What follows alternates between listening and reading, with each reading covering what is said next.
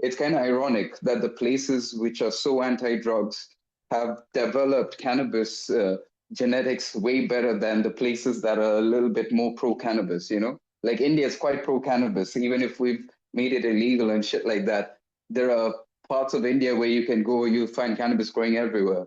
There are parts of India where you can go and there's like a Baba sitting in the middle of a fucking road junction and there's cars passing by him.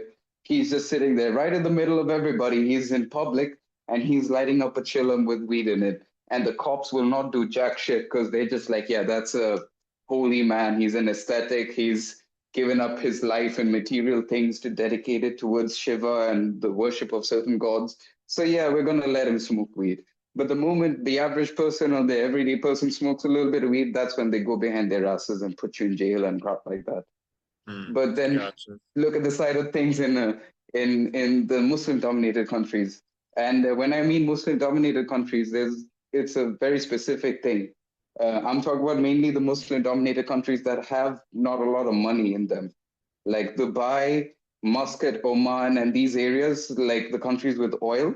They don't really have an active cannabis culture that is as comparable as the rest of the world. Whereas the poor Muslim countries, they have an active cannabis culture. They actually have even more active opium culture, if anything. Like opium and cannabis go side by side with each other, and Yeah. they've really done the Lord's work. Like I don't know, like if anything, all the modern varieties that you guys really, really love and adore, or the varieties that really change the landscape of things within America or Holland or Europe, are mostly varieties that come from those areas, which is Afghanistan, Pakistan, Iran, and those areas, where they made the trichome density a little bit more denser and a little bit more larger. And so that sandy texture bullshit, like they really like the introduction of the genetics from those areas into America.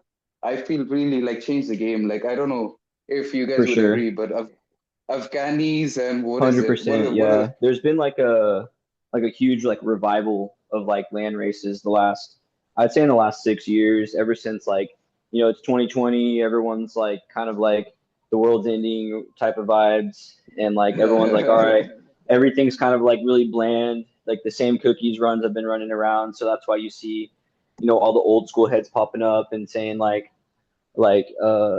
to bring back all the land races and trying to make old school cool again. And I mean, it is cool, but it's like it shouldn't be. There shouldn't be this like divide. I mean, obviously, it's like it's way better than like the modern cookies crosses and stuff like that. But I mean, those are even basically like Afghan, like just that's been like but you know the hybridized thing, over but and over again. the thing with the modern hype and cookies and stuff, like all the candy wave of things, I feel like there is a place for those things. Like I enjoy those No, for in a sure. certain aspect. There's a place and there's a need. Let me put it in a different way. There is a place for all the modern candy varieties. Like I feel like they're very kind of appropriate if you're like in a social setting, but not really social, like in a area where you're amongst people, you want to get high a little bit, but you don't want to be, yeah, what do you say, too faded or gone off your tits that you can't socialize with people. But at the same time, there's a drawback to that because as a person who grew up smoking land races only and then went to the UK and spent 4 years there, so in that 4 years, I got to like try a lot of fucking shit. And I've come to see the modern hype being the kind of high where you're high for like just 30 minutes or 40 minutes, and then the shit's done. And then you need to smoke again. So I put it as like modern weed, like really, really modern weed. And when I mean modern cannabis, this is something of a friend of mine. He's in Jamaica. His name is Rasta Bob. I don't know if you guys watch a few of these other podcasts, but he's quite prominent in that. But he's a respected person I see as an elder and also as a person who's got like really good knowledge. And he's like, there's bushweed and then there's modern weed. Bushweed is for the working class and for people who want to get really fucked up off of their tits to the point where they don't really grab a joint after they've had one joint. You know, it's going to take 3 to 4 hours. The high is longer. It's a creeper effect and it's really, really strong if you're not really aware of what you're smoking. Whereas That's modern basically weed, everything from Blue Skies, by the way. Kind of yeah, like yeah, no, that creeper that's weed why I'm that here. like you want to like take a hit and wait a minute because that's just gonna hit you in like gonna hit you hard in like just a few minutes, Yeah. But Whereas yeah, anyway, sorry. the modern weed is like I kind of like dabbled in finding stuff that really works for me. And when I smoke something like what was it? Some like my favorite amongst the candy types was lemon cherry gelato, and what else? Something along those lines, like those things. I'd go through an ounce. Like I usually buy an ounce at a time, or 2 3 ounces I at a time. literally just saw the genetics on that. It's basically like Sunset Sherbet and like Thin Mint cookies or something. And I used to like I actually was like before I really like knew any better, I thought like cookies was like my favorite strain. Like I was just like everyone Yeah, else too, and like I was yeah. like obsessed with finding this Girl Scout cookies like Thin Mint Pheno, even though I like technically never smoked it. I was just like enamored by all the hype. But anyways, yeah, so that's lemon cherry gelato. I actually got recently a lemon cherry I'm not gonna lie, gelato times like a cross flavor of it wise of things, with old school. it's kind of like good for that immediate, like, yo, I'm smoking on something that tastes like fucking candy or shit. It's kind of good for its certain purposes. Definitely has its But places, yeah. yeah, but at the same time, when I was smoking that, if I'd buy an ounce, that ounce would be over in like about 2 weeks.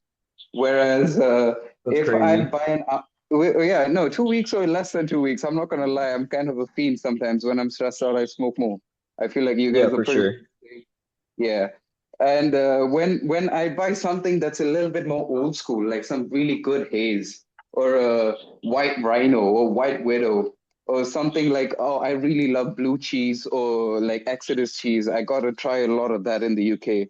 And that too, like I used to get these old school varieties from a guy who grew just organic.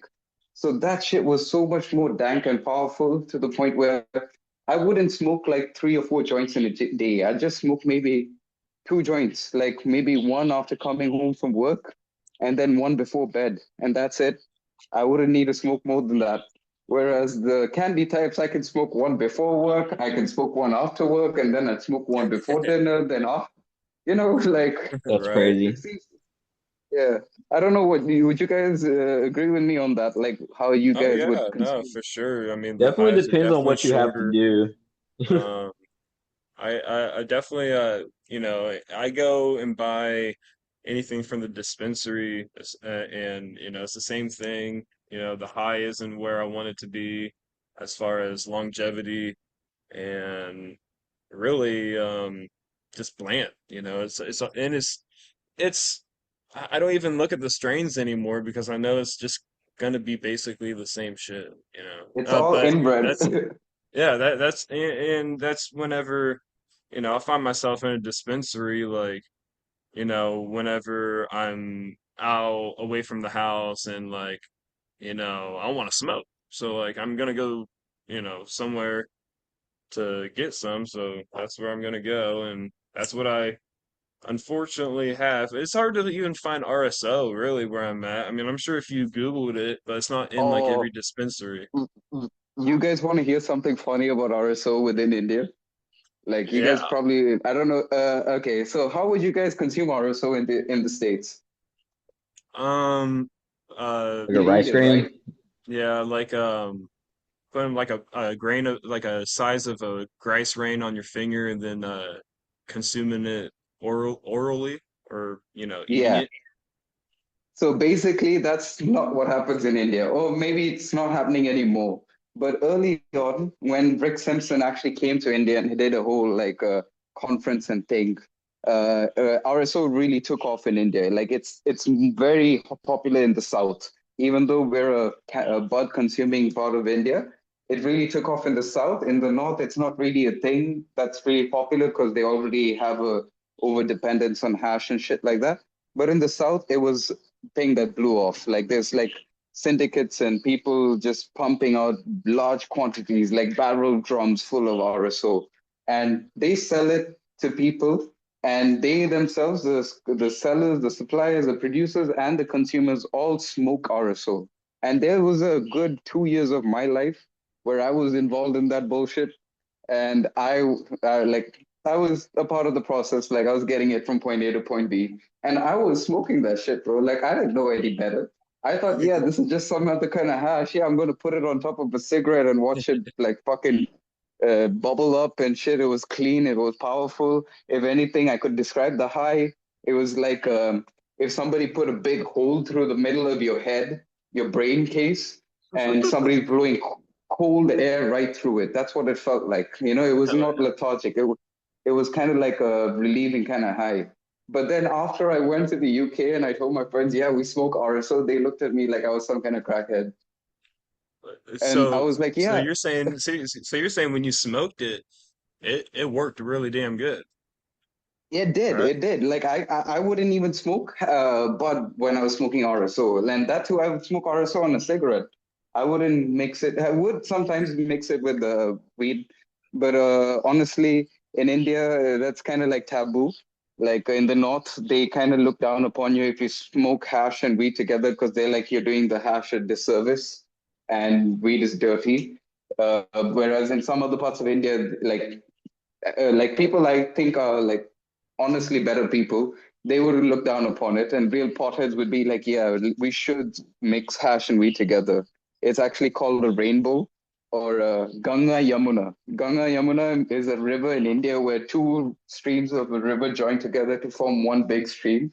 So I don't know if you get the logic of calling it a Yamuna. Like when you mix hash and wheat together, it's like two strong streams of cannabis mixing together to form one even more potent form of cannabis.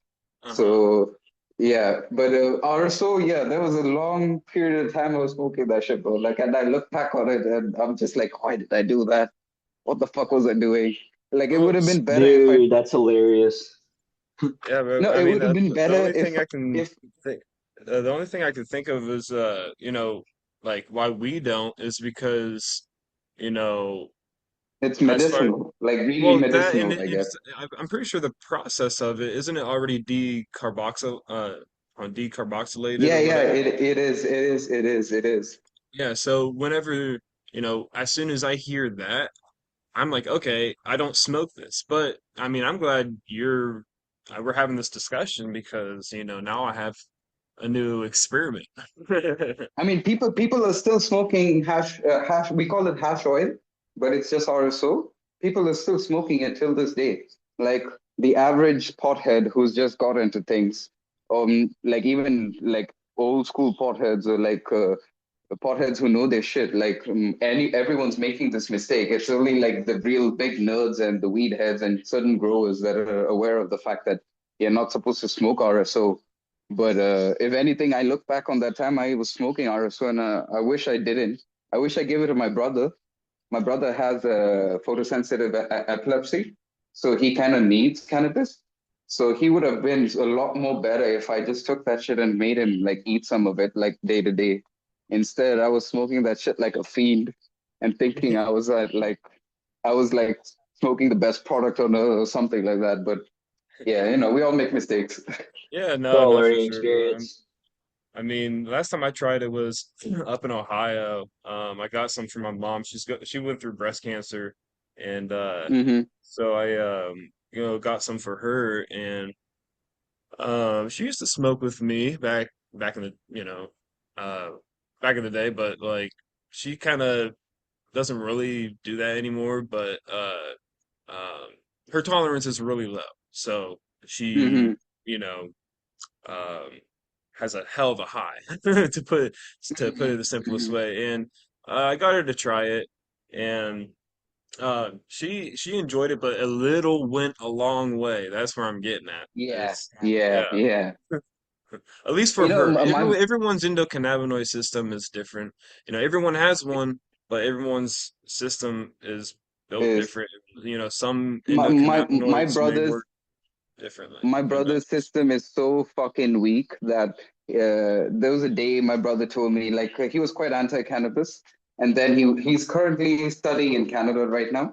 So after going over to Canada, I guess he was around the right or wrong people. I don't know what to say, but he started smoking weed, which I was happy for. I was like, yay, finally, the person that really needs to smoke weed is finally smoking weed. And he came back and he told me that, yo, Canadian weed is really strong. Like it's so strong that sometimes I'd hallucinate on it. And I looked at him like, bro, you are not supposed to hallucinate on cannabis. If you hallucinate on cannabis, it's either that shit is not weed and you've been spiked with something else, or your tolerance is so fucking low that that shit is making you hallucinate. So there's no other way to go about it. And he wouldn't agree with me. He was just like, nah, you don't know your shit. You don't know how good Canadian weed is. Like it's the bomb or whatever. And I'll be like, no, there's no way weed's supposed to No, make you bro, that's hallucinate. I totally believe it because my mom she says that she has an out of body experience. I'm like, hell yeah, that's what I want. But I'm but yeah, yeah, I totally No, it believe kind of that, it bro. kind of scared me, bro. Like it kind of really scared me because I was just like kind of like scared by the fact that I thought somebody was selling my brother something else. Like it wasn't weed. Like Yeah. why the fuck are you hallucinating on cannabis, bro? Like that is not a thing. That should never be a thing. And if it is a thing, I want some of that. All right. Dude, that Yo, does not sound like fun at all, but I do think it's possible. Um, I yeah. remember hearing some of my friends tell me back in the day it's happened to them. Like this was like we were like young teenagers, so and especially back then, there was mostly just like Mexican brickweed, which it's like, that stuff is like fermented. It's like all like the nasty smells got like fermented Mm-hmm. into it a lot of times, and like those Mm-hmm. styles can and all that stuff, like the cap piss kind of like aroma because and we didn't really like think about it back then. It was just like that's all there was. Sometimes some of those would be like very just psychedelic It's and like yeah. very just like it makes you just laugh uncontrollably. Some of them makes I'm you not want to gonna go lie, skate, the and some of them would fermentation. just knock you out, dude. Because like, yeah, sorry, what were you saying? Yeah, no, some of that fermentation shit is actually really good. Like Yeah, for sure. some of those types, like especially in India, due to the fact that these guys, the way they dry it and then the way they ship the shit from point A to point B, They don't some of even that, realize they're like improving it. That's just the crazy yeah, part too. yeah, yeah. And then when we'd smoke it, like I remember smoking some really compressed but really good weed in India for the first time ever. And I'd started smoking in Africa because I grew up in Africa, in East Africa specifically. So I kind of had an idea of what weed was, but I didn't really smoke like a proper pothead would. Like I'd just smoke it like once a week or once a month or so in Kenya. But then I came to India and then I see the way people are consuming cannabis here. And I'm like, okay, fine, I'm gonna give it a go. It's just weed. What's the big deal? And I smoked that shit. And I kind of had an out of body experience. The world was spinning. I laid down on the bed. It felt like I was kind of like drunk at the same time. And I was like, yo, what is this shit? Are you sure this is weed? And my friends were like, yeah, no, this is really good weed. Like this is what it's supposed to do for. And I was like, yo, I was scared. I was really scared. But at the Yeah. same time, I was kind of like, yo, this is good. Like, this is really good weed. Like, what is this? Oh Yeah, dude, I man. actually feel have felt like on the verge of that after even smoking some of like Blue Sky stuff. Like his Star 23 is definitely like it's like a roller coaster. It's like it gives you energy. You're like it feels like you just drank like 10 coffees and then that starts to taper off and then it's like kind of chill and then you might want to smoke some more. It's a very creeper. Like it makes you think you need to That smoke more and then you smoke more and and you're you like this shouldn't. is like too Yeah. much. Yeah, I'm like, but it's not. It's temporary. It's always kind of like But I was reading about this one strain yesterday, and it's talking about how it's like I forgot it's like an old school sativa, but like I forgot. Damn, I wish I could remember what strain it Could you? was. I could, Yeah, because that's kind of but like piquing my basically very interest. psychedelic. Is it? Could Um, you remember the strain's name or where it's from? Because I feel like we might. I'm thinking of the strain, I and could I pull it feel up like real if I was, quick. yeah, please do, because there's a strain from where I am in Kerala. It's extinct right now. It's called Idiki Gold. Um,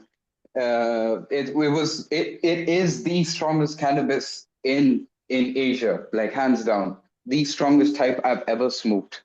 And it was very racy, very active. I felt like every time I'd smoke it, it felt like the start of an acid trip. Like colors were getting slightly brighter. I felt like I was slightly tripping, but I wasn't full on tripping yet. And if I smoked more, maybe I would, but I never ever full on psychedelically trip. Like it just felt like the beginning of one. And That Nah, like sounds amazing. it just yeah, no, feels that the same. It's like it feels the same, but it's not like you're like seeing visuals. I colors think and that's what people mean yeah, whenever they call cannabis a like psychedelic. I mean, anything yeah, could be a psychedelic. Like coffee could be a psychedelic because it's like it affects your psyche and it's like affecting your physiology and all that stuff. So it's like, I mean, it's just it is though. It can be, especially with those like mhm. certain terpenes or whatever thiols or whatever you want to call them. Like those do contribute, not just like we were talking about distillate, where you're just blasting your endocannabinoid system, like, and you don't need to do that. You only need like a little bit, and like a little bit goes a long way.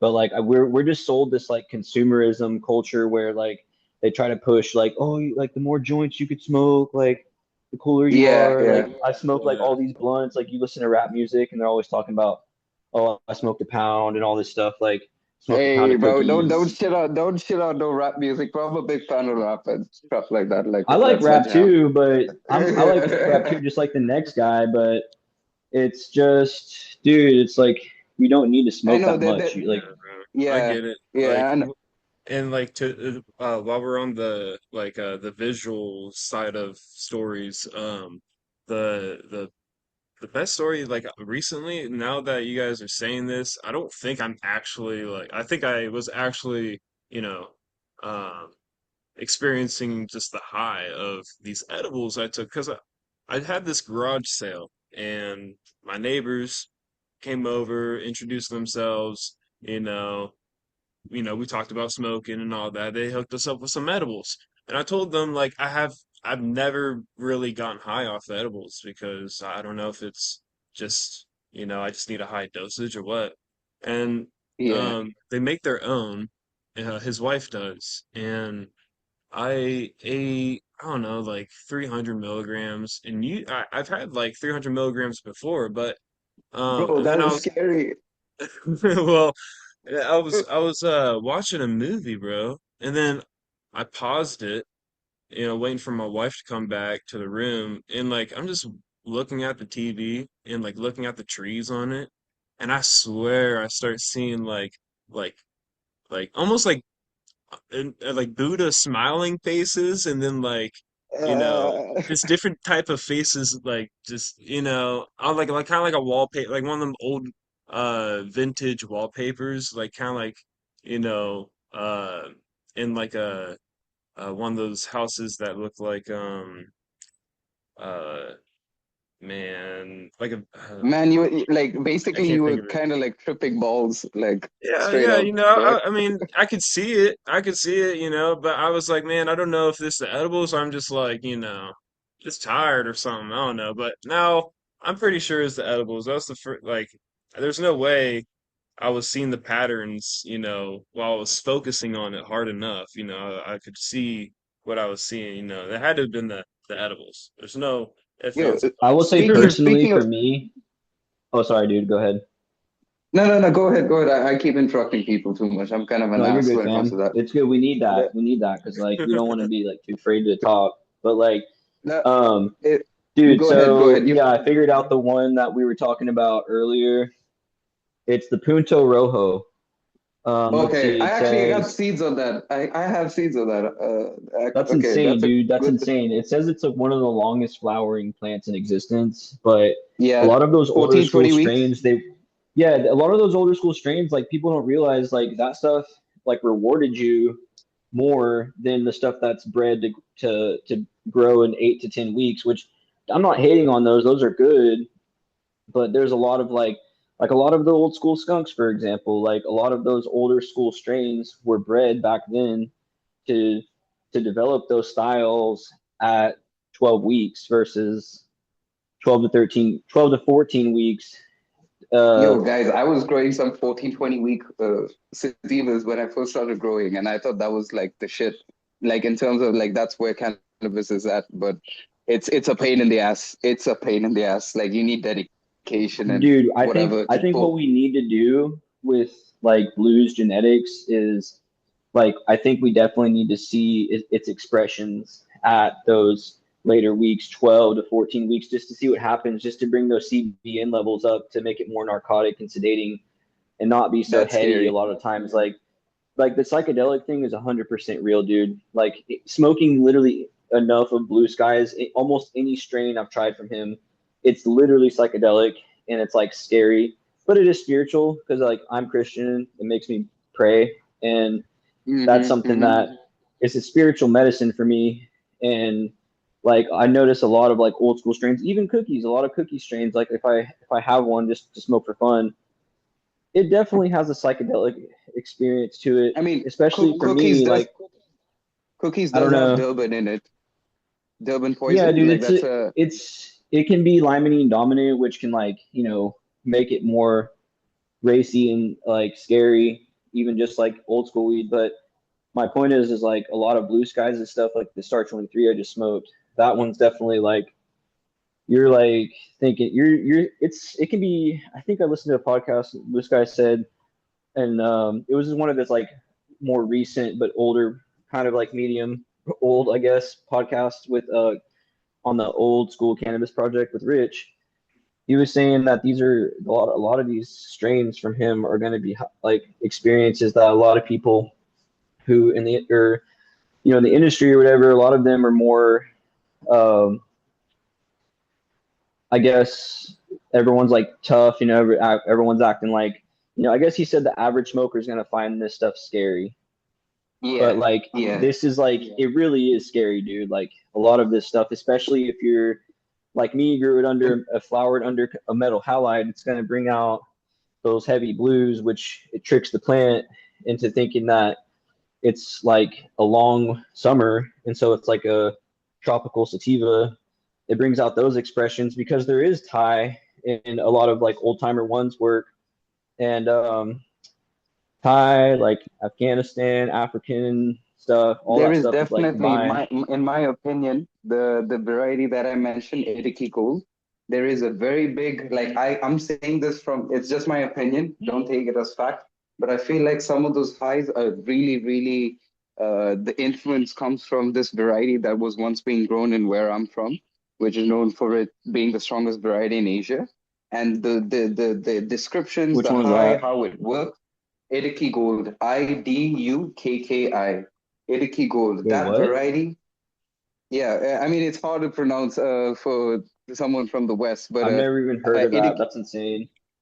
yeah, so basically, Idiki Gold was a variety that was grown in where I'm from in Kerala, India, in the very south. It's a very long flowering variety, 14, 20 week flower. And it produced some of the strongest highs known to man. Like, I swear to God, I smoked a variety which is like a sister variety of that. And when I smoked it, I basically bought like $5 worth of something of that variety, and I only got like a gram for $5. And I looked at it, and I was like, I have like 50 grams from different parts of India, which is all really good weed. But this shit, you're charging me $5 for like just a gram. Like this is nothing. Like this is gonna be some bullshit. And I smoked it, and I was like, what the fuck is this? Like, I had to like go back and immediately buy whatever that dealer had left because I was like, there's no way I'm letting this slide. Like, this is some really, really good weed. And that variety, the way it works, the way its effects are, every time somebody describes something that's similar to it, I just see it as, okay, there's somewhere in that shit's pedigree or family tree where this was introduced. And the effects of that variety have lingered through time in most of these modern varieties. Like I'll give you an example of a modern variety that is directly descended from Miliki Gold. White Widow, which was bred by Shanti Baba, is a cross of a Brazilian sativa to a Kerala indica. But in Kerala, we don't have indicas, so that's kind of like not right. Like this, our land is just a sativa land. So I feel like that's just in the mismatch in the names and the type or whatever. But White Widow is a descendant of that. And White Widow, I feel like maybe it's not as strong as the shit that we have now, but at that time, that shit was pockers. That shit was like some of the best shit on the planet. And anytime I see that same description of like creeper high, what is it? Creeper high, peppery spice, kind of terps, and like a high that's kind of like sometimes for some people will give them anxiety, but it just makes you want to get up and do shit. You don't want to sit down. You want to do the opposite. And that's basically just Idiki Gold. Like Idiki Gold is so influential that even after it got extinct, like it was wiped out. Like my part of India is the only part where we've wiped out our local land races. The rest of India has still got its shit going on. But our shit was so strong that the OG growers that were growing this shit, like the families, they moved away with this variety to other parts of India and started growing it in different areas. So obviously the shit changed, and it changed from Idiki gold to Kerala gold. Then it changed into Orissa gold and Shilavati. So these are the descendants of Idiki gold. And Shilavati is now like the OG, like what OG did to America and what OG Kush is to America, like one of the corner backbones of breeding and shit like that. That's what Shilavati is. Like you can go anywhere in India and you can always find Shilavati. Like currently, right now, my friends are smoking on some Shilavati because that shit is what you can get if you can't get anything else. But that shit gets the job done and it's strong and it's potent. So Like what kind of effects are it's we talking even about here? let's say that it's a creeper high, but not on the modern like levels that blues varieties would have. It'll take a little bit longer, but the shit is like a 6 hour high sometimes, or 4 hour high. Like some days it'll be 6 hours because I remember when I was younger and I'd be smoking that shit, and my eyes would be red as the devil's dick. Like that's the best way to Like put your it. eyes? Yeah, and I'd be like, yo, I can't go down and like go get some dinner or lunch or whatever, because my mom would see my eyes and she'd be like, yo, high as a fucking kite, aren't you? And I'll be like, no. But then I'd wait a while. I'd Yeah. wait like an hour, 2, 3 hours, maybe three or And then be four good to hours. go. No, no. Then I'd go down and get some food. And even after 4 hours, my mom would look at me and be like, you're high as a kite, aren't you? And I'd be like, how do That's you know? And insane. and she's It's like, almost your like it eyes are red. becomes a lot of these like strains. I mean, because they're grown for so long, in these like indigenous areas, like they do develop, even though they are longer flowering plants, people automatically think they're sativas.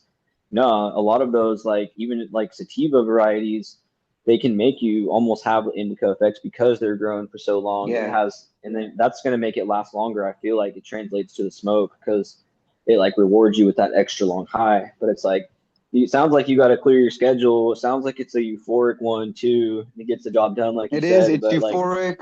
I'm an artist, so like I actually have a bachelor's and master's in like 3D animation and also a master's in nice, fine arts. So, and I'm actually a comic book awesome. artist. So like I draw basically. I'm like the stereotypical artist that's like all the fucking Oh, same. stereotypes that people. Yeah. So I'm that kind of guy. And when I smoke on varieties that are like descended from Idiki Gold or Sheelavati and stuff like that. I wanna draw and I wanna like get creative. I want to do things that makes me want to add to the world rather than take away from the world.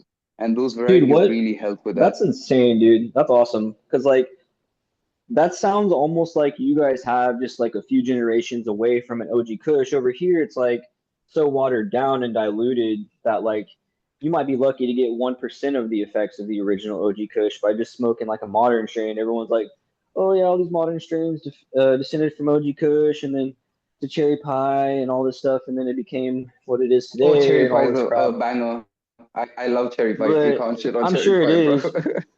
I'm sure it is, but like those strains by themselves back then were a lot better than what they are. Because I mean, it's like OGKB, for example, that's a descendant of OG Kush, and then that became cookies later on somehow. I don't really know the story, don't really care, but like Hmm. I don't even remember what I was talking about, but basically, yeah. I kind of zoned out. Actually, I don't know what I was talking about. Sorry.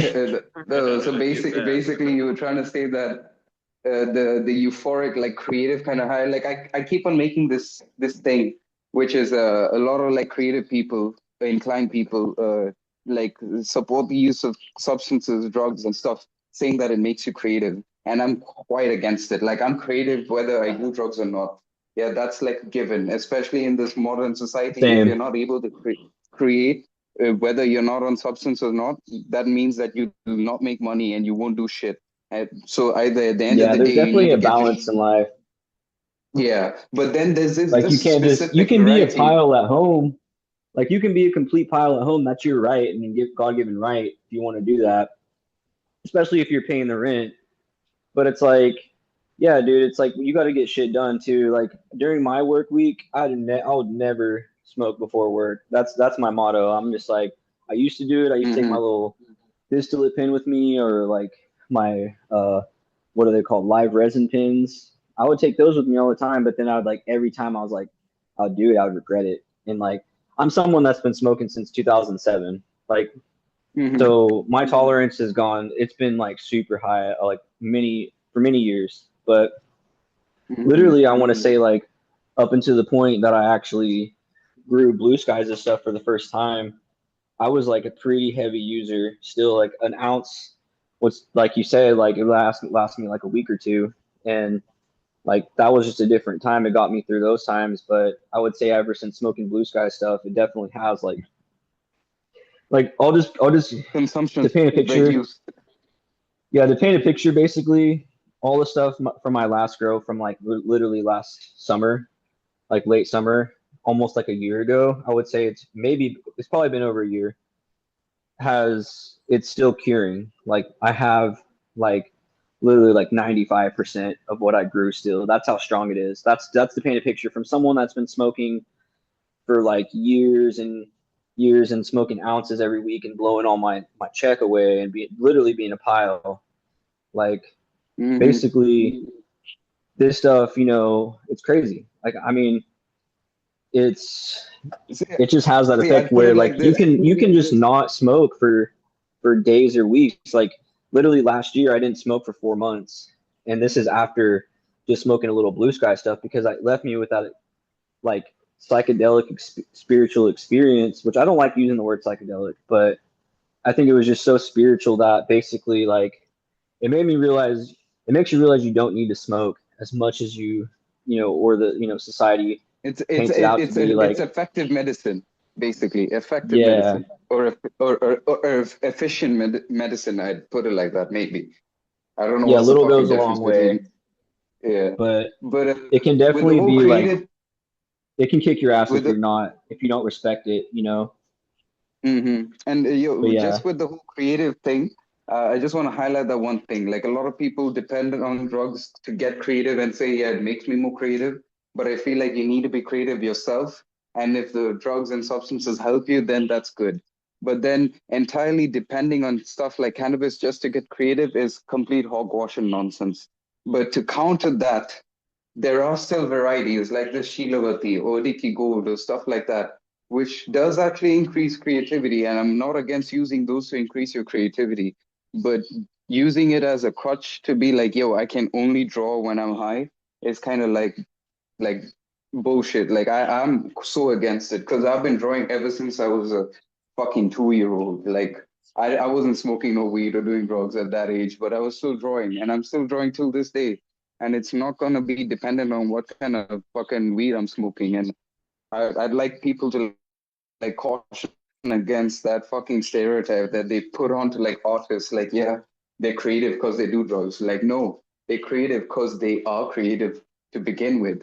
The drugs might help or the drugs might not help, but that's not really the main factor when it comes to being creative. Yeah, yeah, facts. I mean, some people are able to Hmm. bring that out better than others, and should definitely appreciate that. Yeah, yeah. Um, Like most of the artists that I love, like Da Vinci was, I guess he did you do some substances. I'm not really aware, but I guess Van Gogh was like a pothead, or no, he wasn't a pothead. He was smoking opium or heroin or some shit like that. And yeah, I mean, most of the greatest artists all did have some form of substance abuse. I'm not against it though, but Yeah, I mean, yeah. I have this book that I read. It's called Opium for the Masses, and it goes into basically how all poetics back then were off of opium, just because and you could tell the difference in like other poets, like I'm not gonna I don't know any of the author names of like, great poets out there, but where I'm getting at is they found that to um be more creative in that aspect, but also I mean, I'm are not you trying I'm to say that they were off of the opium or they were on the opium? uh, What is uh it? I'm a little. so no so the book basically said like the effects of them taking opium open their um you can say creativeness to Minds. basically write better. Their wording was better, and just overall like giving It a kind of helped them to like actually be more poetic, yeah, is or yeah, something along those lines. yeah. That's the Okay, They simplest okay. way. they literally could have just like smoked some Star 23 and then just been like, I'm good on that opium shit. Screw this. I'm gonna turn my life You around, know, give my life to Christ.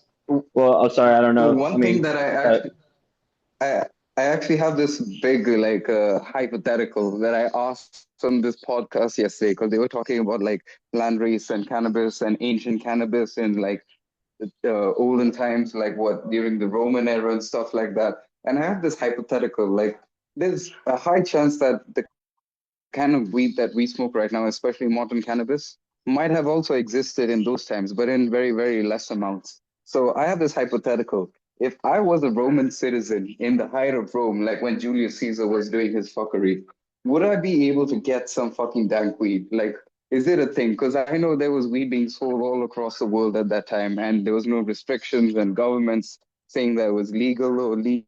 I don't I know, think it bro, would be because just it's because it wouldn't be like watered down, like oversaturated, high THC. It'd probably just be a more well-rounded, like, obviously like entourage effect, whatever as generic as that word is, but definitely like the lower THCs is where the real, I think a lot of, I mean, there's a place for the higher THC, especially for like people with like severe pain or whatever, but I think a lot of those pain inhibiting like cannabinoids or whatever you want to call them, terpenes, are definitely like, obviously as just important as just THC. So yeah, I don't know. yeah, and I mean, as far as me, Man, like I will I'm if not we had too a fucking time machine. oh, what was that? We pretty much do have a time machine with all these I, like, I I was just saying, oh, yeah, it's like we pretty much do have a time AI. machine with all these like old school strains revived like with from Blue Skies, for example. Uh, But anyways, there's a lot of yeah. like old school If strains anything, I that have actually want to been coming ask back, Blue. I really want to like those ask strains Blue that you get actually over if there, like. Inky.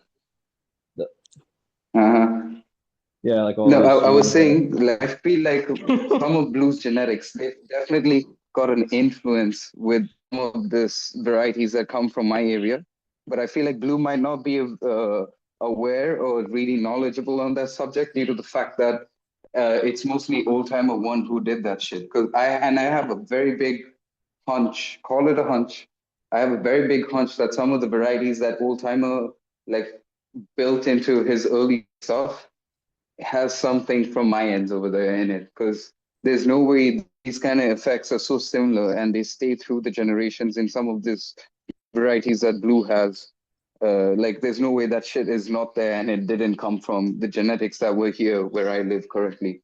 And I'll give you Yeah, guys an example of how smelly and strong Blue's stuff is.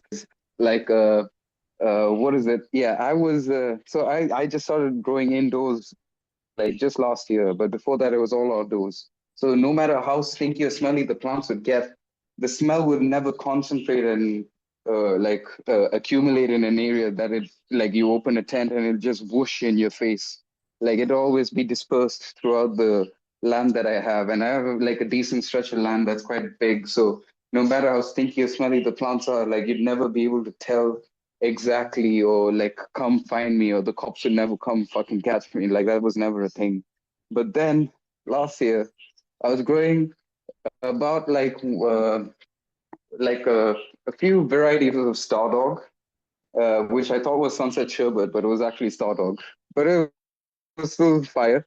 And then I was growing this other variety from some other dude in America called Soul Rebel Genetics or something, Great Burnout. So that's what it was called. And those were very small plants. I actually popped them a little bit later, and they only had like a 2 week veg time. So when I flipped them to flower, they ended up being quite small. But Blue's genetics are fucking stellar. Like I had one plant which was probably a skunk haze, mostly leaning towards a skunk. And right before I flipped that main big plant into flower, I took a clone of it from the bottom. I put it in the other. I had like two living soil beds. I put one in one bed and the clone in the other, and flipped both of them to flower. And like you guys are all aware, a clone's obviously going to be smaller and tinier than the original plant. But by the time I flipped all the plants to flower, Blue's small little clone stretched up and became, if not bigger, but even taller than the original plant, but with less buds, because obviously the thing stretched out and it was a little bit more like spread out as compared to the original plant, which had a lot more bud sites and density. But the fucking clone, I was just like, what the fuck? This shit is on steroids. Like, why the fuck did it do that? It shouldn't do that. It should have been small and tiny and fucking nothing. But instead, it was like, nah, fuck you. I'm It's like as surprise, big as a motherfucker. fucking tent. I'm Watch coming. me. Y- You Yeah, growing in? in fact, like the picture that I have as my profile Oh, picture right is there. that exact clone that I'm that I grew. Yeah, Oh, but nice. that's like right when it just like settled into the like living soil bed. Like after it was a little funky for like two, it started like showing its true colors and started saying like, "Yo, I'm gonna I'm gonna surprise you. Like I'm gonna fucking make you shit your pants. Like you're gonna worry about fucking size restrictions in your tent soon." And I was like, okay, cool, that's happening. So the clone's really outshining the original plant.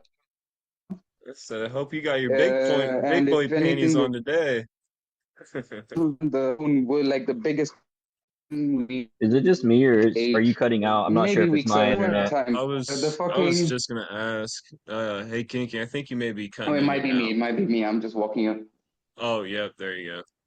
You probably left your earbuds far away, the earbud Yeah, case no, far it's me. away. I'm just walking out. No, no, I was just walking about on So the I was gonna balcony because ask I'm you like real quick. fucking excited to I talk was, about this. yeah, I was gonna ask you real quick, like what pack was it from? Was it from like the Trip Town Tickets 2.0? Was it like from the original? Like, Turptown tickets. No, no, no. The original Turptown tickets. I got Blues' seeds in like 2021 or 2022. Okay. how did you find And out if about anything, them? I'm Like, gonna how? give Blue his I've known about Blue for like a while before that, but I never ever got the time or money to invest into seeds. Like, I was growing land races for a reason. It's because I was broke, and the only way I could get fucking seeds was like through the weed that I was smoking. And once I got to a point where I was making enough money and stuff like that, I got seeds and like modern varieties.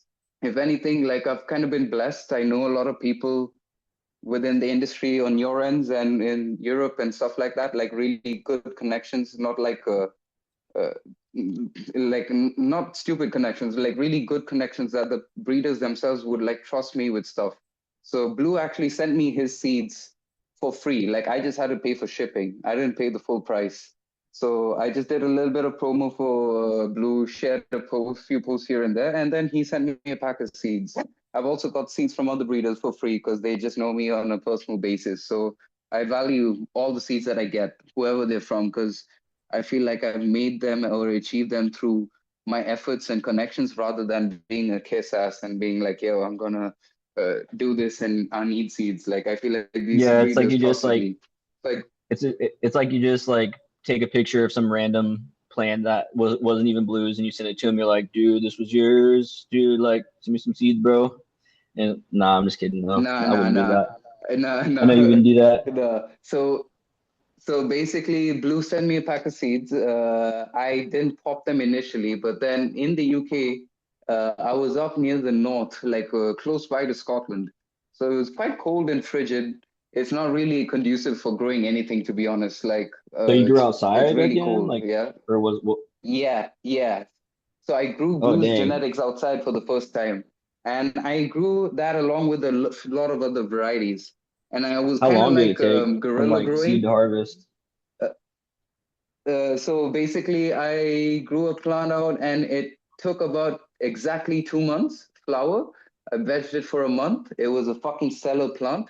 I grew it next to my workplace. Like I was working as a bartender for a football club. So I How'd just they put not it right see it? next to the. Bro, I was deep in some bushes and hedges. Like you'd probably need a fucking drone or a helicopter to go find the place. Like I really That's put in the insane. work to find a five How tall did discrete it get? spot. It didn't get that tall because obviously it was just a month veg, and then the summer came Uh, about, so light cycles shifted from like 14 hours to like 12, or about 12. So the thing gotcha. grew from about Hmm. like less than 1 foot to like 3 feet, and it didn't produce a lot of buds, but it was a healthy, stellar plant that had no sign of mold, no mildew, grew in a bunch of like fucking woodland area surrounded by all the animals and pests you could think of, but nothing happened to it. It was resiny, it was stinky. It turned absolute black, like from green, it turned absolute black, almost purple. I'm kind of colorblind, so don't take my word for it. So are you talking about But blue yeah, skies stuff or? yeah, no, blue skies and stuff, and it was amazing, and it was stellar, and I was just like so shocked at how amazing or cool it was to grow modern land races, but no, modern hybrids. But at the same time, I didn't really see it as a big thing because it was like my first few attempts at growing like modern hybrids. I was playing around with some autos and things like that, and this was one of the few plants that I'd grown along at that time. But You know lucky what's enough, crazy that is plant about that that is like this is like what you would consider modern hybrids, like the 60s to the 90s, like blue stuff, like compared to like I mean, the it's thousands of modern year compared to the lineage. shit. Yeah, it's modern compared to like what I would be usually growing, which is Yeah. like really, really untouched land I remember when I races. So first heard when I like say the story. modern, don't take it Yeah. as modern, like modern. Yeah, it's No, like a so lot of basically, like I that would grew say that plant out. It was anything. stellar. Yeah. I was just gonna No, say like, go ahead, Abe. oh, just real quick, I was just gonna say like anything that's like under 100 years for you is like considered pretty much like new or hybrid, like Modern. hybridized Yeah, or whatever. yeah. Because But I the thing once is, heard like that plant, sorry, the I basically heard like when I first heard about like I think it was like the what was it called? Hindu Kush. Like you're probably aware of that one. When I heard of that one, I was like I was gifted like I think a couple seeds of it from this dude. He goes by Pakistan Landrace Seeds. He gifted me some of yeah, those, yeah. and he told me that they were like 100 years old. And at the time, I was like, "Bro, what? How has it been bred for 100 years?" And it's just like It's crazy to think actually about probably how older something than can that. be. It's probably older Yeah, than that, in my opinion. But the thing is, probably. it's funny enough, Hindu Kush is not even from India or anywhere where Hindus live. It's mostly coming from areas like Afghanistan, Pakistan, and Iran and stuff. So you'd probably call it Muslim Kush. If anything, it shouldn't be called Hindu Kush. But I guess just due to the fact that certain foreigners and Westerners, when they came over and got those varieties, it was during a time when they thought or they would think like, yeah, this is where all the Hindus live. So yeah, we're gonna call it Hindu Kush and whatever. But reality is that that Hindu Kush variety does not come from anywhere where Hindus or Indians would live. It actually comes from Pakistan and Iran, where there's absolutely no Hindus. It's mostly Muslim dominant. But Could it be yeah, like right on the that border though? no, not at all. Not Really? even close, my friend. Like Oh Yeah, dang, that's that's I more. don't even If know if like what if it. if Yeah, I don't if even know. anything, it's kind of ironic. It's kind of ironic, but at the same time, I know why they call it Hindu Kush because I feel like the people who brought over the seeds during the 60s to you guys in America, they were going by the naming and culture and history that was recorded by the people before them, and the people before them, when they visited India and Pakistan and those areas, like Pakistan and Afghanistan and all these areas split off from India like during my grandfather's time, like literally 60 years back. But before that, all of that area, Myanmar, Burma, and all that, that was all India. Like everything, Nepal, Bhutan was all India. It's only in the last 60 years that they split apart into their own different countries. But before that, during like the early 1910s and 1920s or 1950s, maybe the 1890s, when those early agronomists or ecologists were studying and classifying the plants within Afghanistan, Pakistan, and those areas, they were called Hindu Kush because it was coming from India. That was all India at that time. It's only in recent years that they split off and to form their own different countries and yada yada. So I get why they call it Hindu Kush, but it's kind of funny they call it Hindu Kush because there's a plant called Hindu Kush growing in an area where there's no fucking Hindus. It's just Muslim That's people. insane. That's So hilarious. yeah, yeah, it is. But I can't really give a fuck about that shit now. It's all in the past. Let it be. But back to Blue's genetics. I grew out here some of his plants up in the north in sub-zero weather, like below freezing. They didn't die, nothing. They pulled through. Just one plant though. That one plant was so stellar that even in late flower, I went and took a clone. I kept that clone, vegged it indoors without no lights, nothing, just on my windowsill for about a year, and then grew that plant out again after a year or two, maybe a year. So it's still resilient. I could keep it indoors without no fucking lights and a tent or nothing, just on my windowsill as a clone from a plant in late flower, and it was absolutely fine. It flowered out and finished into a bigger plant from the clone that I took. And I didn't take a clone of that after the second round because I was like near the end of my stay in the UK. Like I was gonna come back to India, so I was like, why the fuck would I do that? Like I'm just gonna let it finish, let it die out, and collect the buds when it was done. And it was amazing, but I didn't Dude, really so grow out the. real quick, real quick. Hmm. So my main question to you is, how did you get that thing? How did you get that home? Like that's my question to you is like, how are you going back there and like, how giant is this thing? And did you have to make multiple trips? And like, I bet you were like leaving a smell trail behind you as Okay, you were so like, so basically, what I did was the second time I flowered it out, it grew slightly bigger than the initial time that I'd flowered it out. It oh, wasn't it didn't so get that much buds big. that it didn't get that big, but the It first was time I late grew it out, it season. was like 3 feet. But then the second time I grew it out, it was like the same height, but it was a little bit more bigger and more bud sites, but not as dense or clustered. But at the same time, it was still good weed. It was great, but I probably didn't figure out on how to dry shit properly because I come from a background of growing land races, and drying that compared to drying modern hybrids is a whole entire different thing. Like you gotta learn more, and I probably didn't do it justice. But after I did that kind of bullshit in the UK, and that too, like I did it on a farm, on some farmland, like some motherfucker had some large farmland. I went into it and found real isolated areas and I put plants out there, which is like really jank and really like guerrilla growing kind of stuff. So, I wasn't doing it justice. I brought those seeds back along with a lot of different things I collected in the UK. And I grew them out over here where I live in India, inside a tent, 3 by 3 tent with a 200-watt light and stuff. And that shit was fucking lit, dude. Like there was one day late in flower, week 7, week 8, late in flower. The plant initially smelled like sweet mango, ripe mango, and with a hint of blueberries in flower. Okay. And I thought that was just it. That's it. And that's probably the final terp that I'm going to get when I finally dry and cure these buds. But during week 7 or week 8 of flower, there was a day that the electricity had gone.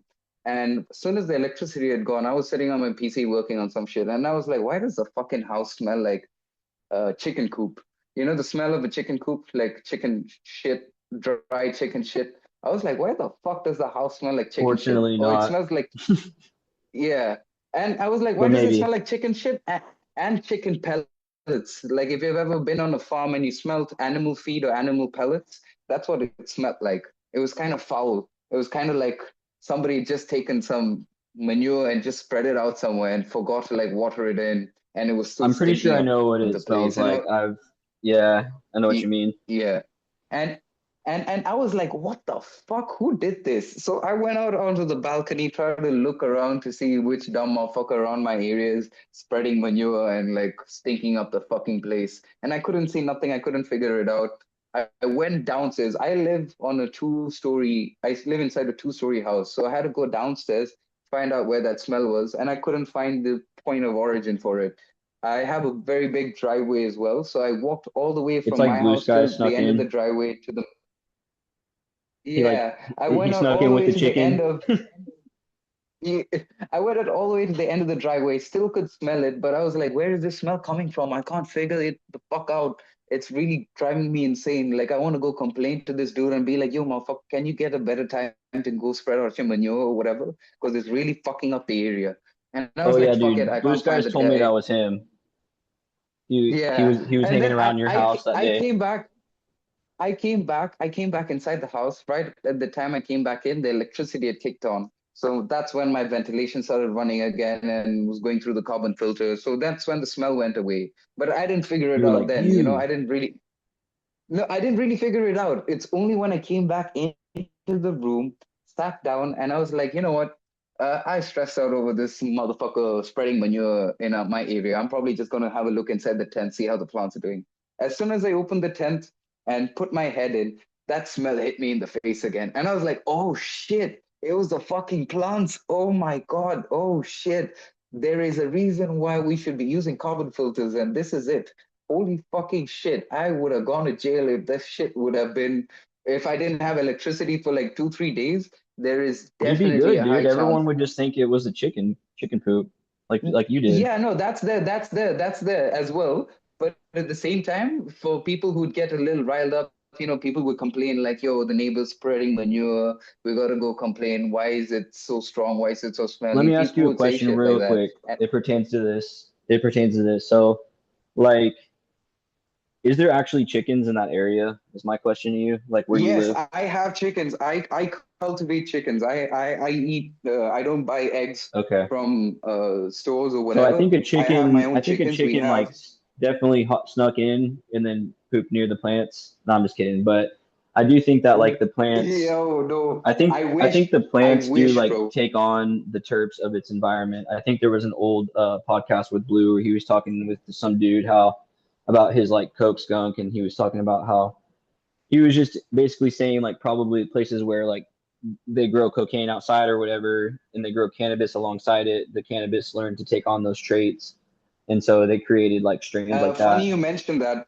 Funny you mentioned that because in my youth, one of the most, still till this day, one of the most widely available cannabis varieties that's there in India, Thailand, Nepal, all these areas is a variety known as mango. You can always get mango weed all at specific times of the year, and it's like a premium product. Like people pay good money for seeded or seedless mango weed. They don't really give a fuck, even if it is completely seeded, because it's so fucking tasty, euphoric, amazing high that they don't give a fuck.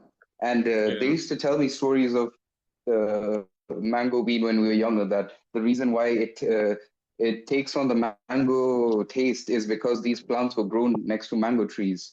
Or some motherfuckers would be even more like stupid, I think. And they'd be like, yeah, because sometimes these guys would graft a fucking cannabis plant onto a young mango plant's root base or whatever. And that's why the fucking weed would come out smelling and tasting like mangoes. And I shit you not, that mango weed is so fucking terpy that I don't think there's a modern cannabis variety which would taste as strong as and as intense as that old school variety that I smoke.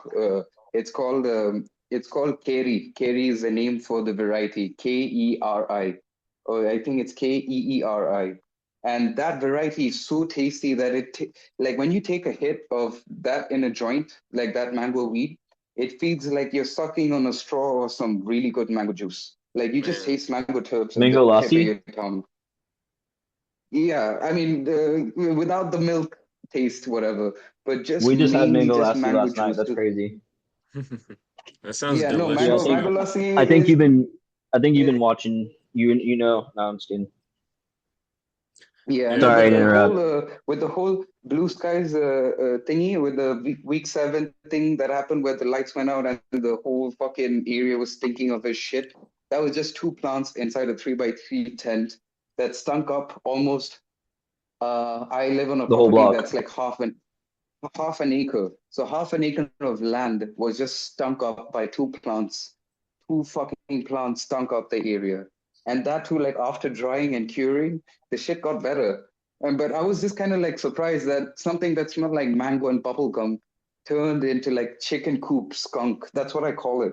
And it's kind of like sad. I wish I got something a little bit different, like a different kind of skunk. Like I don't know, like don't take this the wrong way, but I wish I got something that was like roadkill skunk or something like that, you It know? went from Instead, I mango got to something like, that's not. no, bro, you're getting the chicken shit. You ain't getting the mango. Dude, here's what we're gonna do. We're gonna mail order you a skunk. We're gonna tape its butt so that way it doesn't spray on the way there. And Yeah, we're gonna send it to you, and then the next plant will like take on its terps from blue skies because it's already in its genetics. Just gotta dig for it. Yeah, yeah. Abe, you can do the work on catching it. All right, I'll I watch. mean, I'm actually growing You won't out need to other catch it. It'll varieties. just be hanging out. Sorry. I'm actually on the lookout. I'm actually on the lookout. So I still have some original Turp Town 2 tickets that I've kept on hold because I want to get a proper bigger setup. The current 3x3 that I have, I feel like the tent is kind of shit, but the rest of the stuff is good. So I've got rid of the tent. I've started a fucking thing inside like a closet, which I feel like is a smaller space, and the light being 200 watts is gonna be better in that scenario. So I'm gonna hunt through. I don't know if it's F1s or F2s. I think it's F1s. F1s of that chicken scoop skunk cross to what is it? Cherry bomb cross to black Afghani cross to choco Thai. There's a very carroty, like it smelled like carrot cake, that plant. So I took a male from that variety, crossed it to blues variety. So it's a Dude, super we've always been sativa best cross to. friends. We'll have Man, to come over you just haven't to lost visit. that carrot Yeah. cake. That's my favorite type of cake, bro. My every birthday, that's my birthday cake. Oh man. Yeah. No, so the carrot cake smelling super sativa, I crossed it a male, very good male to blues stuff, and I'm currently hunting through uh like a bunch of seeds, bro. Like I got like almost 1,000 seeds of blues stuff crossed to Yeah. something, and I'm just like Boss I'm not mode. even like I'm not even consciously like growing this shit. I'm just like chucking it out into like different pots and seeing the best to the best, cutting down all the stuff that looks like it's not going to be worth it, and just being like, fingers crossed. I want some more of that chicken coop skunk shit, but I want to like uh, introduce some new terps because chicken coop skunk was stellar smoke, whatever. But like when it's growing, like I'm not. It's still a good plant, but I just don't want to call my friends over and be like, "Yo, smell this plant. It smells like absolute crap. It smells like chicken shit. You know, like it's Dude, please foul. do it. It's I wanna hear about the reaction. That'd make my no, day. no, no. My friends probably didn't get it because I don't think they'd. You know, like I'm the only nerd over here when it comes to like really identifying the smells and shit. But to the rest of my friends, they're just like, yeah, it smells like weed. How do they not What the know, fuck? like, with all like the probably like swampy, like gross smelling stuff you guys have access to, how do they not know that there is nasty smelling strains in cannabis? They're They smokers. don't really see the average Indian smoker is not that educated in terms of cannabis. And I'm going to give you a big example. The average Indian pothead is still the kind of retard that gives a fuck about THC numbers more than everything. Okay, when we So got a lot retarded. of these modern hybrids coming. Yeah, when we get a lot of these modern hybrids coming in, uh, everyone gave a fuck about cookies and shit and crap and sherb and cherry pie and OG Kush and all that crap because the THC numbers were like 28, 23, 30%, and they were like, oh my God, it's so much better. Like the But then biggest I had marketing to scam educate them ever. and Yeah. That's yeah, how so much no. stuff And got they still not. lost. But if anything, none of the people that are consuming nowadays in India are aware of it. And if they are aware of it, out of like 100%, it's only like 2 to 3% of those people are aware.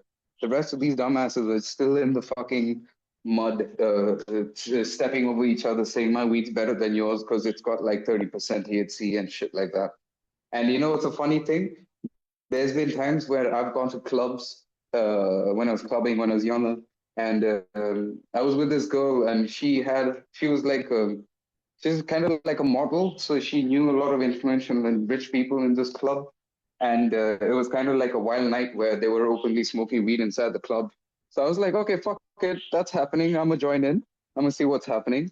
And they all were smoking like modern hybrids, and they were kind of like flexing on each other, having a dick measuring contest, being like, yo, my dick's bigger than yours because this is what my meat weed looks like, and this is what mine looks like, or mine's from Canada, mine's from Cali. And I brought out my weed in front of them. At that time, I had some really good mango weed. And they saw me bring out this shit that looks like ditch weed, had seeds in it. And they're like, bro, you tell me you'll be smoking that shit in front of us when we got this.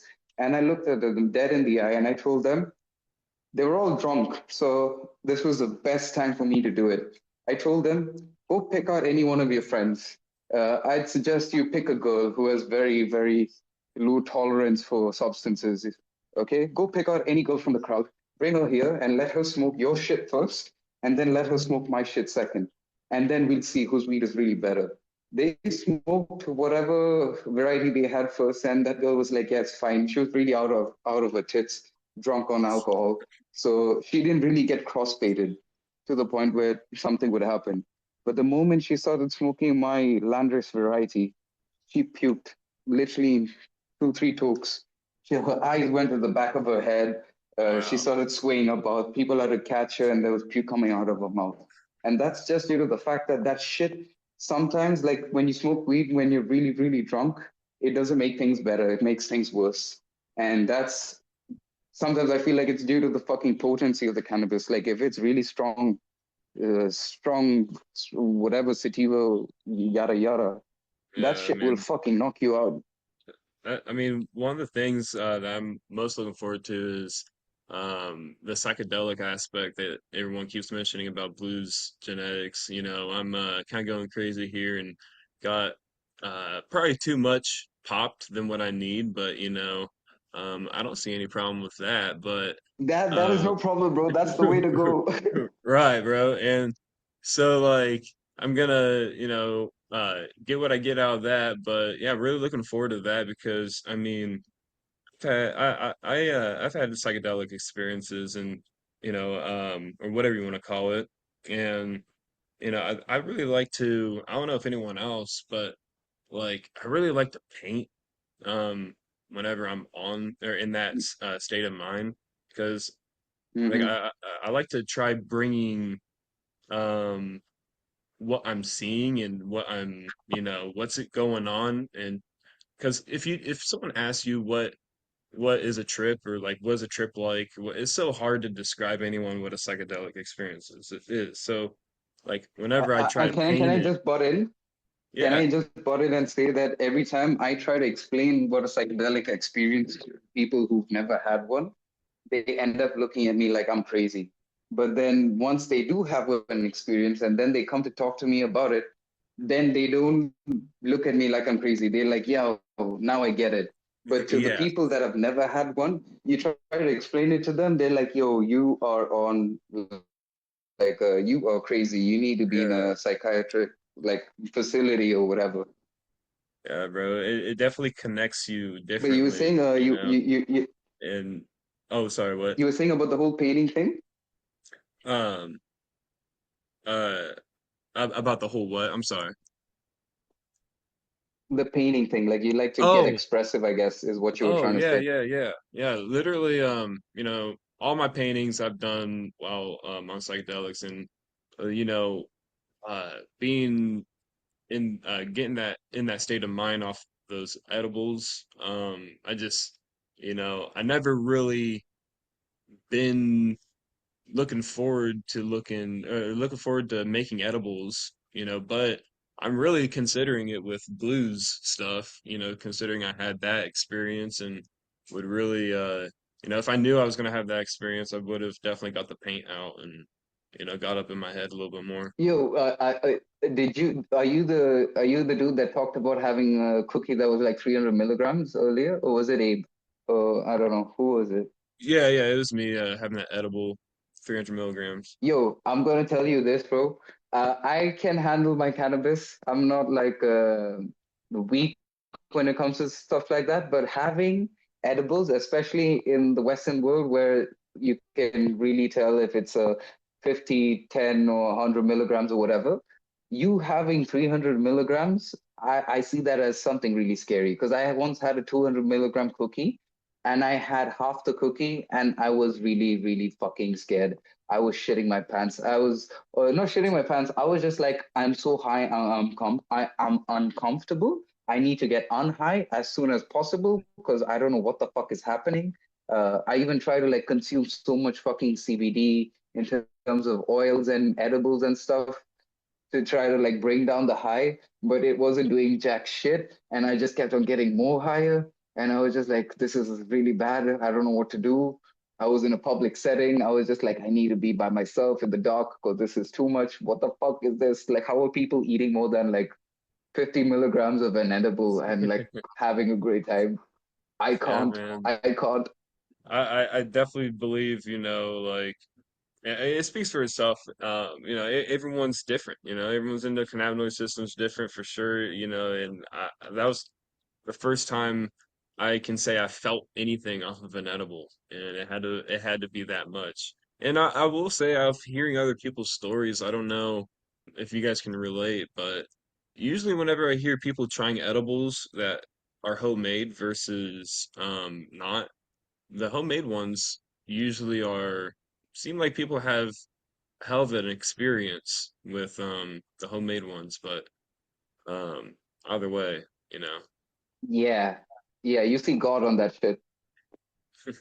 I actually have like a little story to share real quick about that. Actually, like a few years, I was 2022, the year I told you earlier that I had quit for like almost a year. Well, because of this bad experience. So strap on. That's pretty cringe. But anyways, so yeah, so basically I bought some Keef from a dispensary, and I probably bought like a quarter for like I don't even know what strain it was or anything. I was just like, oh, Keef, I'm gonna make some Keef capsules, and I decarboxylated them, made little capsules out of them, and telling you this stuff was like, it was like, yeah, it was super like narcotic. It was like definitely could barely. You had to like drink like 10 cups of coffee throughout the day at work just to stay. At the time, I was working at a garden shop supply, so I would like mix this like decarboxylated keef in my coffee in the morning and just get like destroyed the whole day. I had to wear sunglasses to not look. And even this dude with my sunglasses on Like a outside, he's like, zombie. dude, he was like, dude, you look like you're so zooted or baked or something like that. And I was like, seriously? But anyways, I was gonna say, freaking, I had like a really bad experience. I ate like maybe a capsule like I usually do, or maybe I had two. I don't remember, but basically it was like nighttime. I was already at home with my girlfriend at the time. She's my wife now, but at the time, I had a really bad experience. I was like shaking really bad, uncontrollably. I thought my heart was beating out of my chest. Basically, it was a bad experience. She took me to the park, and like we just walked around, and Cut then some like grass. getting some fresh air. It basically like helped out a lot. And then like within like maybe an hour or two, I was like almost back to normal, but still in that state of like shock and fear. And Yeah. on the way to the park, my legs were just shaking uncontrollably. And this made me basically like, I maybe smoked like one or two times after that, and I was like, it just would trigger that emotional response just because I was still in that like heightened state of like defense whenever it just hit me. And Mm-hmm. so basically, yeah, that's what happened. I quit and then didn't do it again until I don't even remember. It was like the start of 2023. I was like started running mass medical stuff. We've all heard of him and how he just disappeared off the scene, and like the video with Blue Skies Meet the Bullshitters, actually a hilarious video. Like I still to this day always have that part stuck in my head where he's making fun of Mass Medical's voice changer voice, and this is Mass Medical. He's like, oh yeah, because Rich pulls a clip from an old podcast with off the podcast on, and that's actually deleted too. You cannot find almost a single trace of Mass Medical strains. It's almost like the was it Mandela effect? Like literally, like It's if not a you look it Mandela up, effect. I just call it the purging of unwanted bullshit because that's what cannabis does. It gets rid of all the retards and the motherfuckers that are. I almost think he saw that video and was like, okay, I'm scared. Because I remember Uh, like messaging him on, he was my friend, and we would like have back and forths on Instagram, and he would actually like help me with like grow stuff because I was kind of a noob coming back to it because I hadn't grown since like the end of 2018 or something crazy like that. And mhm. anyways, so yeah, basically I got into his stuff and then I thought he was like super cool, old school guy, and didn't know how old he was, but forgot where I was going with that. But yeah, basically I started growing his stuff and then eventually went down that rabbit hole of like so-called old school stuff, and then The stumbled blue came on about. stumbled on blue eventually. And then Mm. that's how basically how the story goes kind of, I guess. But like I started my first If harvest was it was like early, might have been like early 2025 when I was just about to get married. I had like a little harvest, but I had like I don't know if I got the timeline right, but basically the tail end of 23, and maybe it might have been 2024 that I found out about blue. Actually, I don't really remember. But anyways, yo, yeah, eventually I actually, I'm figured not out. gonna lie. There's this one thing I want to talk to you guys about, which is mainly related to blue. The this is me coming at this topic from the perspective and lens of being a person who is quite distant from the Western cannabis uh, media, whatever the fuck you want to call it, whatever the fuck it is, that culture.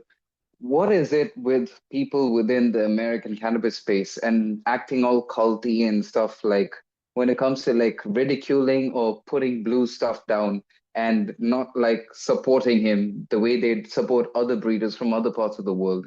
Is it like for me, what I see is I see it as the Americans just being salty and sour that a person from the UK did something that they wanted to do and did it better than them, and one of the ways they want to put him down is like, yo, he's not a breeder or this or that. And this, he's just done, what is it? Instead of breeding with one male to like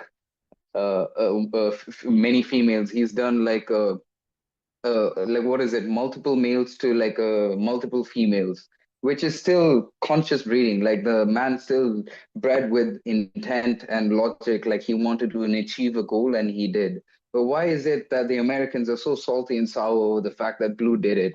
Like is it the fact that they're just missing out on something that they had earlier on, but now some some Brit from the UK did it before them and they're just like salty about it? Like is that just the main thing why most of the cannabis industry is trying to put down on blue? Like, are they Well, just I salty mean, that he did it I before them? I'm I'm not too much on social media, so I mean I don't really know exactly um what What's happening? what's going on right now. But I mean, if I had to, from what I've kind of gathered, like, and what I can say to that is it all basically I would say boils down to money. I feel like all of like the whole entire market over here is, I feel like, highly tied.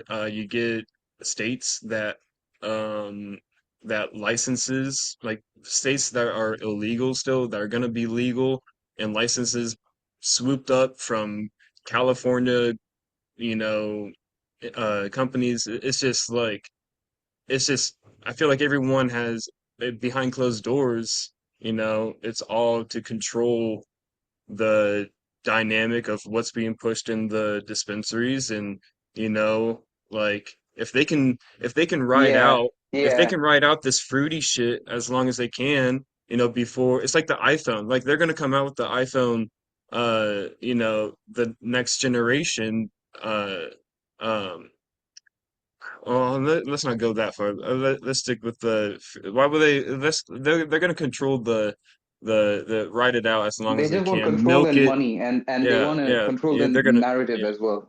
yeah. They're gonna milk it until people, unless they Get get, bored.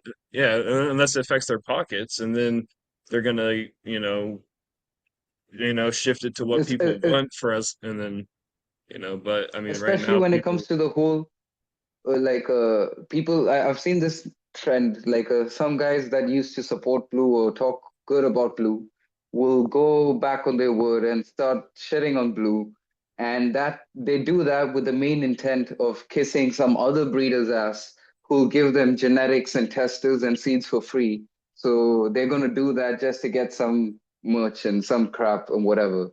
And it's just a lack of like fucking, what is it, ethics or morality. I don't know what's the fucking word to say about it, but you're just kind yeah, of like kissing ass for free shit and free stuff. But you're not gonna like say the truth for what it is, and the truth is like blue shit is actually fire. Like what the fuck, yo. yeah, and I randomly was scrolling on my YouTube, and I saw like a live video. I think I was looking like for uh just uh informative, cannabis stuff, and a live video was on, and I just wanted to pop in there and um see what are they talking about these days, because like I said, I haven't really looked Hmm. for a while, It's actually and best if you don't follow all that bullshit, bro. I'll be honest. Social media is just full of yeah, fraud. yeah, yeah. From what I've seen so far, it sounds like that you're right. I can stand by that so far. And while I was on there, And they this is this they is they this is they me and my were perspective. Like I'm an outsider to the whole Western cannabis culture and media and whatever. So this is my perspective as an outsider. I'm just taking it at face value. I have absolute neutrality. Like I am biased towards blues genetics being somewhat preferable, but I don't gain anything from kissing blues ass. Like I have a bunch of seeds I got from him years ago. That's all I have till now. I'm not gonna get any more seeds. I'm not gonna get anything newer. In fact, I have other varieties as well that I'd like to work on as well, which are good as well. But yeah, I gain nothing from just picking up blue. Like yeah, and I'm good. like, while I mean, yeah, I mean, I'm with you, and like, no one should be having to kiss. I mean, really, they're kissing ass and controlling the market, all to their benefit, whenever they don't even realize how much it's damaging the medicinal side of things. Whenever the And the medical gene pool. foundation is what everything was built off of, but as soon as you know stuff becomes rec, then we forget about, the medical aspect of the dispensaries and all that. And while I was in that chat, or in that on that live, I asked them, if they know where you can find RKS. And they're like, "Oh, yeah, yeah, got the RKS, you got the RK, you can find it, Jodrey has it." I'm like, Oh, no uh, way, bro. That dude gives me the like. I'm not even like going off of what Blue's saying, right? But early on, whenever Kevin Jodrey would say some things or speak on some things in his interviews, I just spot a few logical fallacies, like thing one and thing two doesn't add up to thing three. And I'd be like, exactly. that doesn't make no sense. Like, what the fuck is this dude on about? And he's talking about him being from a smuggling family and being from a smuggling family that was doing a lot of big, big things and shit like that. he gets into the military because what they blackmail him into not going to jail because and becoming a scuba diver or some shit like that. And I'm like, yo, none of this fucking backstory makes no sense, bro. Like it just Dude, seems Blue like gets bullshit so on he gets bullshit. so heated. I don't know if you saw the Meet the Bullshitters, and then also the recent one where he's actually interacting with AI and he cracks like the code to get it to tell the truth about him.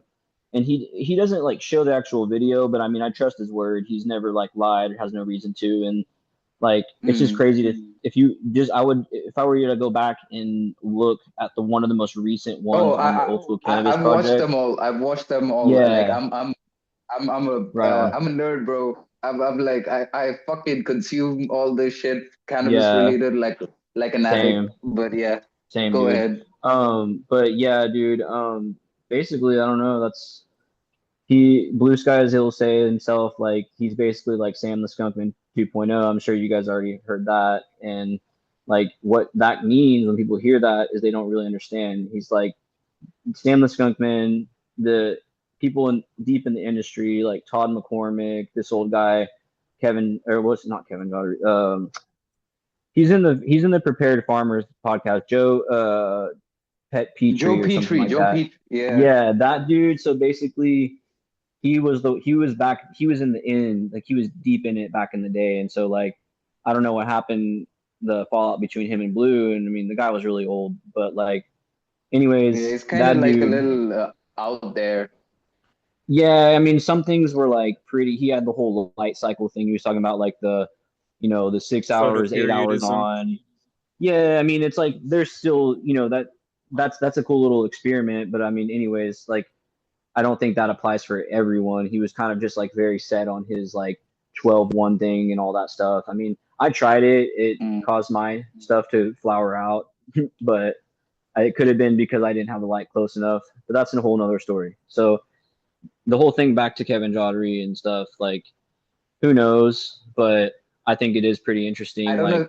there was a I, few times I don't know if when you've they were seen having this. lives and I was like, Uh, sorry, what? no, go ahead, bro. Sorry, my bad. Oh no, you're good, dude. They were having like Kevin Joddery was having a live kind of like on that you said the Future Cannabis Project, and this is Yeah. after I figured out about the whole stuff with Blue Skies and him and what happened and how Blue Skies gave him seeds and then he like never said anything and just like fell off the face of the earth. Well, we all know Kevin Joddery has access to all these labs and all this stuff, and he's like he's connected. So like it's kind of like a weird coincidence that he just would ghost him like that, especially after like And being in then a a few years life-threatening later saying, fire. he comes out a few years later saying, "Yeah, I found the skunk. Just keep waiting. I'm gonna release it or some shit like Yeah, that." I That's mean, so fucking sus. it's the whole thing just is fishy. Like, I mean, he had me fooled. I remember I used to watch and consume his videos and think he was the coolest guy ever. Even Blue Skies used to be kind of fooled by him, and he is a pretty Yes, me like too. charismatic character about cannabis. He uses like a lot of like body language to kind of like put you almost like in a little like snake oil or not what's it called like Trance the in a snake fucking charmer trance thing. in a Yeah, fucking trance.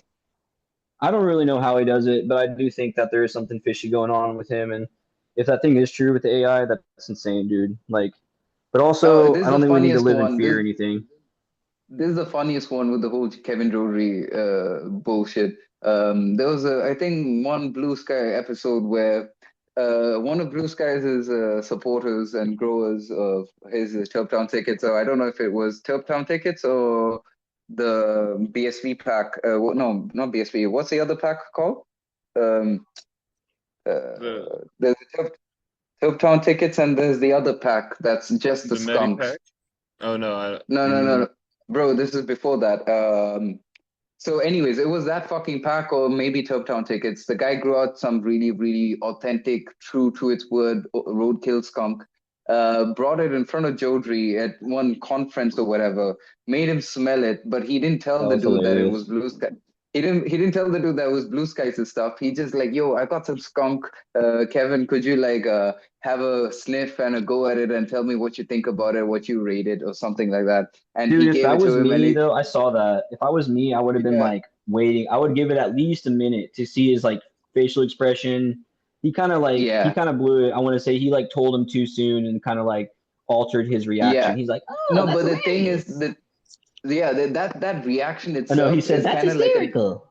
And I that's a mean, I dead do want to point giveaway. out though, like, we are sharing, our opinions and like everything like that without, you know, without dick riding or anything like, or without trying to attack anyone, or simply Yeah, like, if you think about it, like, you know, we're talking we're about having an adult someone conversation. We're not making we're any talking about someone claims. that is possibly preventing, you know, a whole pool of other cannabinoids and terpenes and all that good stuff that could provide medical, Benefits. benefits that we don't have access to. And it's, that's what it boils down to, you know, why why it is important to um, you know, have these If discussions. anything, I'll chip in on the whole medical thing, and I'll probably need a bounce right after I say it, guys. I'm